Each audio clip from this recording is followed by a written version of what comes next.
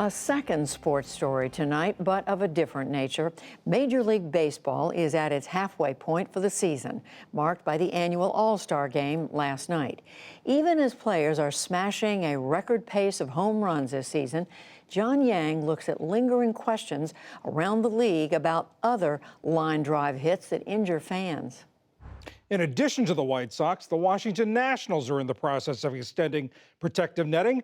Both teams say the added protection will be in place for their next home games later this month. Jeff Passan covers baseball for ESPN. He joins us now. Jeff, thanks so much.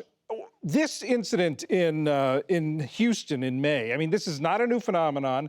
As we say, the woman actually died at Dodger Stadium last year. Why did this incident in Houston become the catalyst for this discussion now? You know, I think it was because a small child was the one involved in this.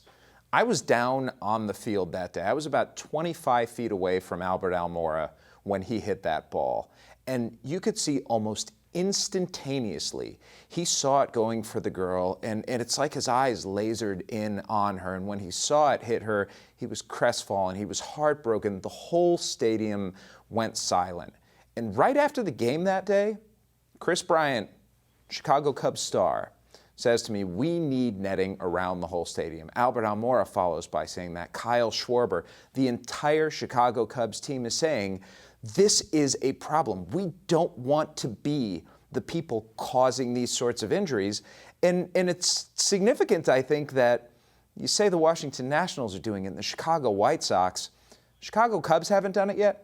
Houston Astros haven't done it yet. Those were the two teams that were involved that day. And the paucity of teams coming and saying, we're going to make this a priority, really is staggering. I want to follow up on that point. As you say, the netting is going up only in a handful of ballparks. Why are teams so reluctant to take this step? I wish I had a good answer. I have asked clubs. I asked the commissioner of baseball, Rob Manfred, yesterday that very question. Why haven't you, as the person who is the shepherd of this sport, as the person who's in charge of selling this game to fans and saying, we want ballparks to be safe, we want your experience to be great, why haven't you said to teams, everyone is going to put up netting at some point? Why don't we just get that out there right now? And I'll be honest, there are no good answers. And that's the part of it that I really still don't understand. How a grouping of companies in Major League Baseball that are worth about $40 billion when you put them all together can put themselves at risk for this bad of public relations, and the fact that we're even talking about this still a month plus after it happened.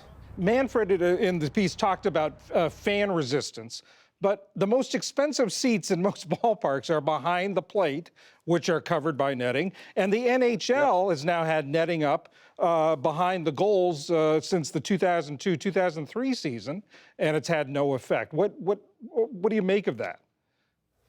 It is a giant ocean of illogic. The idea that these remarkably expensive seats that go for $1,000 have a worse view because of some netting than seats that would be on the side. It's just not true. Your eyes adjust. Anybody who has sat behind netting before knows that.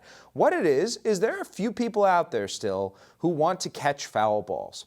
That's what this comes down to. When you're in a baseball stadium, balls get hit into the stands, and it is some people's dream to catch a foul ball. And to all of those people, I ask the question, and this is not a rhetorical question, I ask the question, would you rather go and spend $5 or $10 for a stamped official Major League Baseball or watch a child get hurt? That is the value proposition we're talking about right here. And I understand catching a foul ball is a great experience and all, but if I'm trying to balance a kid or an adult or anyone potentially getting hurt with catching a foul ball, I don't think that's a very difficult choice to make. Jeff Passan of ESPN, thanks so much. Thanks for having me.